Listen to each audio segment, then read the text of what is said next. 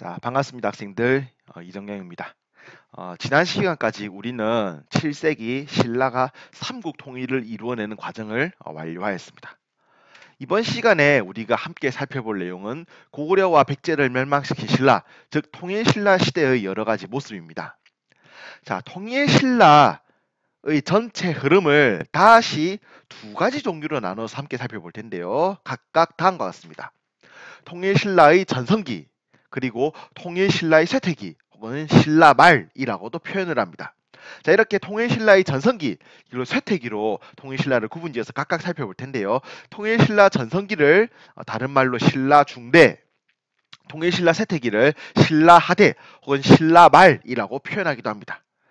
자, 우선 통일 신라 전성기의 특징은 다음과 같습니다. 왕권 강화, 귀족 약화, 지방 통제 강화.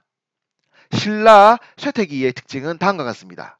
왕권 약화, 귀족 강화, 지방 통제 약화. 자, 서로 정반대의 특징을 보인다고 하는 점을 여러분들 느낄 수 있을 겁니다. 자, 그렇다면 지금부터 통일 신라 시대를 전성기와 쇠퇴기 각각 구분지어서 그 내용을 시대 순서대로 쭉 살펴보도록 하겠습니다. 우선 첫 번째입니다. 통일신라 전성기부터 살펴볼 텐데요. 통일신라 전성기의 가장 큰 특징은 다음과 같습니다. 바로 강력한 왕권의 확립. 자, 이 강력한 왕권이 확립되는 과정에서의 몇몇 임금들을 살펴보아야 합니다. 우선 태종 무열왕과 문무왕을 각각 살펴볼 텐데요. 태종 무열왕의 백제 멸망, 문무왕의 고구려 멸망, 그리고 나당 전쟁을 승리하여 삼국 통일을 완성했다. 라는 내용이 들어있군요. 자, 백제 멸망, 그리고 고구려 멸망, 나당 전쟁 승리 부분은 우리가 지난번 학습지에서 각각 공부했던 내용이고, 이 각각의 업적을 진행했던 것이 태종 무열왕과 문무왕입니다.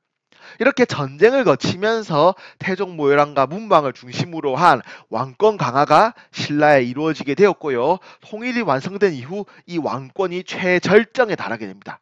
이런 왕권의 최절정 시기의 임금 한 사람을 또 살펴보자면 바로 다음과 같습니다. 신문왕. 681년부터 692년까지 재위했던 신문왕 시절 통일신라의 왕권은 최절정기를 맞이하게 됩니다. 자, 그 과정에서의 구체적인 모습을 살펴보면 다음과 같습니다. 우선 첫 번째, 김흠돌의 난진압. 신문왕이 즉위한 지 얼마 되지 않아서 진골 귀족이었던 김흠돌이 반란을 일으킵니다. 이 김흠돌이 일으켰던 반란을 신문왕은 진압하면서 그 과정에서 반란에 가담한 여러 귀족들을 제거하게 됩니다. 이를 통해서 귀족의 힘을 약화시켰고 상대적으로 왕의 힘은 강화되었습니다. 자, 신문왕 시절 왕권 강화의 모습 두 번째는 국학 설치입니다. 국학이란 신라 시대 학문을 연구하고 가르쳤던 기관입니다. 유학을 가르치고 공부했던 기관입니다. 통일 신라 시대 학문 연구기관, 유학 연구기관, 교육기관이었던 국학에 대한 내용도 11번에서 배울 텐데요. 이 국학을 통해서 신문왕은 육두품들을 성장시켰습니다. 육두품이란 진골귀족 바로 아래 계급의 지배층들을 말합니다.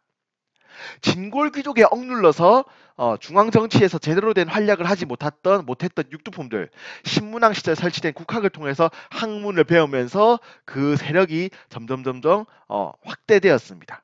구체적으로는 자신들의 학문적 능력, 유학적 능력을 바탕으로 왕에게 조언하고 행정 실무를 담당하는 역할을 맡았던 것이죠. 이렇게 왕을 돕는 역할을 하면서 진골귀족은 다시 하겠습니다. 왕을 돕는 역할을 하면서 육두품들은 중앙 정치에서 자신의 세력을 확장시키는 데 성공하였고, 신문왕은 이렇게 성장한 육두품들을 통해서 진골 귀족들을 견제하게 되었던 것입니다. 자, 다음 넘어가도록 하겠습니다. 신문왕의 왕권 강화 세 번째입니다. 진골 귀족에게는 관료전을 지급하고 노급을 폐지했다 라고 되어 있습니다. 자, 관료전과 노급은 둘 다 세금을 걷는 땅입니다. 세금을 걷는 땅, 관료전과 노급 둘 다 공통적으로 세금을 걷는 땅입니다. 자, 그런데 이 두 토지에는 차이점이 있었습니다. 관료전은 세금을 거둘 수 있었습니다. 하지만 그 세금을 걷는 과정에서 노동력을 걷는 것은 불가능했습니다. 반면에 노급은 세금을 거두면서 노동력도 거둘 수 있었던 것이죠. 즉, 신문왕이 관료전을 지급하고 노급을 폐지했다라는 말은 세금을 거둘 수 있는 땅을 똑같이 주기는 했으나 노동력을 걷는 권리는 진골 귀족에게서 빼앗았다라고 하는 것입니다.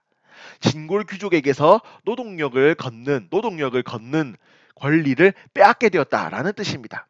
진골 귀족으로 하여금 자신이 가지고 있는 땅에 노동력을 걷지 못하게 함으로써 왕은 귀족들의 힘을 약화시키는데 성공하였습니다. 반대로 국가의 입장에서는 백성들에 대한 지배력을 강화시키게 되었다라고 하는 효과 또한 얻게 되었던 것이죠. 자, 신문왕의 왕권 강화 모습, 신라 중대입니다. 자, 계속해서 통일신라 중대 전성기의 모습 살펴보겠습니다. 이번에 살펴볼 내용은 통일신라 중대 중앙제도 정비인데요. 이 중앙제도 정비에서도 신라 전성기의 특징인 왕권 강화, 귀족 권력 약화의 모습 나타납니다. 우선 집사부라는 기구, 그리고 이 집사부에 속해 있는 관직인 시중이라는 직책이 강화되었습니다. 집사부란 왕에 직속되어 있는 신라의 최고 행정기관입니다. 이 집사부에서 왕의 명령을 받들었는데요. 왕권이 강화되는 과정 속에서 이 왕의 명령을 받들었던 집사부라는 기구 또한 강화되었습니다. 그리고 이 집사부의 최고 관직이었던 시중 또한 강화가 되었습니다. 시중은 다른 말로 중시라고도 합니다. 이 집사부와 시중의 강화는 다시 한번 왕권의 강화라고 하는 결과를 불러일으키면서 서로가 서로에게 영향을 주었습니다. 자, 그리고 관리들의 비리를 감찰하기 위한 기구였던 사정부가 설치가 되었습니다. 신라 중대 전성기의 여러 임금들은 이 사정부를 통해서 관리들의 잘잘못을 따지게 되었고, 이를 통해서 왕권을 강화하고 귀족들의 권력을 누르는 데 성공하였습니다. 자, 그리고 통일신라 전성기 중앙군의 모습을 살펴볼 텐데요. 통일신라 전성기에는 서당이라고 하는 중앙군이 있었습니다. 이 서당이라고 하는 중앙군 부대가 총 9개가 있어서 이들을 구서당이라고 부르는데요. 이 구서당의 특징은 신라인뿐만 아니라 고구려 사람, 백제 사람, 말갈 사람까지 포함이 되어 있다라는 점입니다. 고구려, 백제, 신라, 말갈 사람들이 모두 포함되어 있는 이 구서당을 통해서 통일신라는 삼국 통일 이후 민족 융합을 이루려고 하는 목적을 보여주었습니다. 자, 다음 통일신라 전성기 지방제도의 정비 모습 살펴보겠습니다. 통일신라의 지방제도는 구주오서경이라고 부릅니다. 자, 구주오서경에 대한 이야기는 조금 이따가 지도를 보면서 함께 살펴보도록 하겠고요. 자, 지방 통제를 위한 상수리라는 제도가 설치가 되었다라고 되어 있군요. 상수리 제도란 무엇인가? 여러분의 학습지 각주에 나와 있습니다. 신라 귀족의 자제들을 신라의 수도였던 경주에 보냅니다. 즉, 신라 귀족의 입장에서는 이 자제들이, 경주에 올라갔던 자제들이 인질로 붙잡혀 있던 것이죠. 지방 귀족의 자제들을 경주에서 인질로 붙잡는 이 상수리 제도를 통해서 신라 중앙의 정부는, 그리고 신라 왕들은 신라 지방을 통제하였던 것입니다. 자, 그리고 신라 지방군 총 10정입니다. 10개의 정이라고 하는 부대가 있는데요. 8개 주에는 1정씩, 한 주에는 2정이라고 되어 있네요. 자, 이 10정에 대한 이야기도 지도를 보면서 함께 진행해 보도록 하겠습니다. 통일신라 전성기 지도입니다. 신라의 수도였던 경주, 금성 지도에 표시나네요. 가장 오른쪽 아래에 있습니다. 기존의 삼국 통일 이전의 신라였다면은 이 경주의 위치가 충분히 나라의 전 영역을 다스리고도 남았을 것입니다. 하지만 삼국 통일 이후에 넓어진 영토를 다스리기에는 기존의 수도였던 경주는 너무 구석에 위치하고 있었죠. 이 구석이 위치한 수도였던 경주를, 금성을 보완하기 위해서 설치했던 5개의 작은 서울, 이를 오소경이라고 부르지요. 자, 지도에 보이는 다음에 붉은색 점들입니다.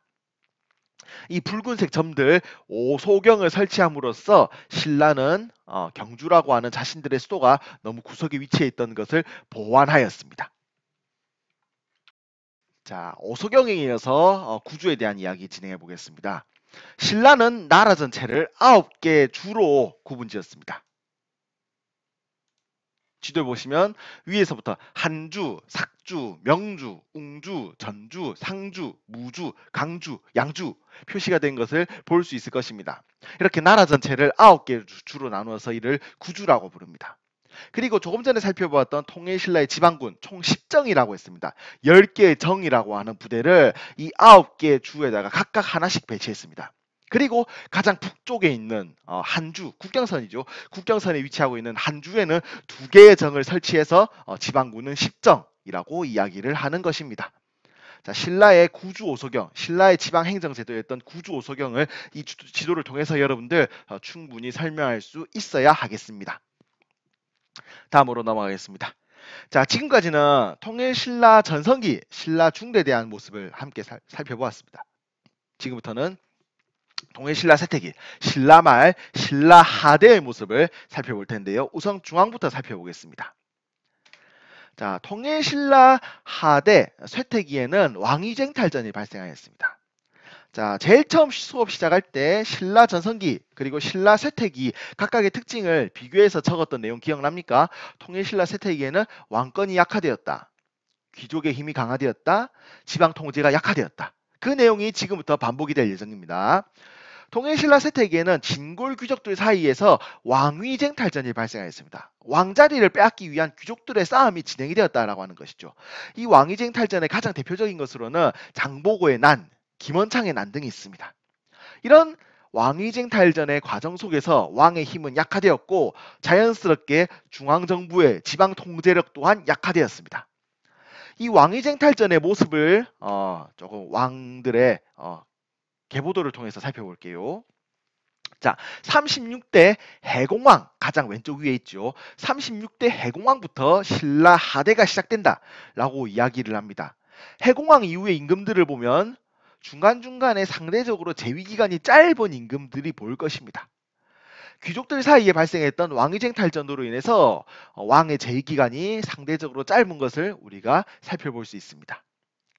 자, 이런 왕위쟁 탈전의 과정 속에서 신라의 정치는 점점 어지러워져 갔습니다. 이 어지러운 정치 속에서 고통받는 것은 당연히 백성들이었죠. 당시 농민들은 무거운 세금에 시달렸습니다. 동시에 들이닥쳤던 수많은 자연재해로 인해서 농민들의 삶은 더욱더 어려워져 갔고요. 이에 맞서 싸우기 위한 대규모 농민 봉기가 발생하였습니다. 봉기란 이제 들고 일어나다라는 뜻입니다. 신라 말에 발생했던 농민 봉기 중에서 가장 대표적인 것이 바로 원종과 애노라고 하는 사람이 일으켰던 원종과 애노의 난이 있습니다. 지금까지 살펴봤던 신라 귀족들 간의 왕위쟁 탈전 그리고 각 지방에서 일어난 농민 봉기의 모습을 나타낸 지도입니다. 여러분들 지도를 확인하면서 학습한 내용 또 연결해 주시길 바라고요. 다음 내용으로 넘어가겠습니다. 자, 이런 신라 말의 어지러운 모습, 왕위쟁 탈전 그리고 농민 봉기의 과정 속에서 중앙정부를 대신해서 각 지방에서 힘을 기르는 세력들이 등장합니다. 각 지방에서 힘을 기른 이 세력을 호족이라고 부르는데요. 이들은 신라 중앙의 통제를 벗어나서 지방의 행정권과 군사력을 장악하는 사람들을 말합니다. 이렇게 중앙의 통제를 벗어나서 지방의 행정권과 군사력을 장악하면서 사실상 신라를 반대하는 독립적인 세력으로 성장했던 것이 바로 이들 호족이었죠. 대표적인 사람으로는 이제 궁예, 견훤 등이 있습니다. 그리고 이 호족들은 육두품, 그리고 선종승려들과 결탁이란 손을 잡다라는 뜻입니다. 육두품, 선종승려들과 손을 잡아서 자신들의 세력을 더욱더 확실하게 다졌고요. 이 과정 속에서 풍수지리설을 이용했습니다. 자, 호족들이 육두품, 선종승려와 결탁하고 풍수지리설을 이용했다라고 하는 내용은 11번 학습지에서 한 번 더 살펴볼 테니까 일단은 이런 게 있구나 정도로만 하고 넘어가도록 하겠습니다. 자, 그리고 이렇게 신라 중앙정부의 세력이 점점 약해지고 각 지방에서 수많은 호족들이 등장하는 가운데 결국 신라는 세 개의 나라로 쪼개지게 됩니다. 궁예가 세운 후고구려 그리고 견훤이 세운 후백제가 등장하면서 다시 한번 삼국시대가 시작이 되었던 것이죠. 우리가 기존에 배웠던 고구려백제 신라의 삼국시대와 비교해서 이 시대의 삼국시대를 후삼국시대라고 부르게 됩니다. 궁예의 후고구려, 견훤의 후백제, 그리고 점점 쇠퇴해가는 신라, 세 나라가 다시 한번 다투게 되는 시대가 시작이 된 것입니다. 네, 지금 보시면 후삼국 시대의 지도 나타나 있습니다. 각각의 나라 이름과 위치 확인해 주시면 되겠습니다.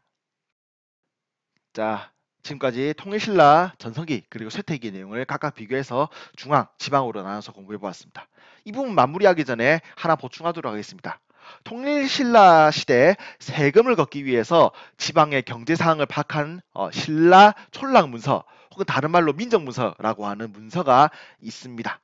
자, 교과서 26쪽에 신라 촌락문서에 대한 내용이 들어가 있으니까 여러분들 꼭 그 내용도 연결해서 확인해 주시기 바랍니다.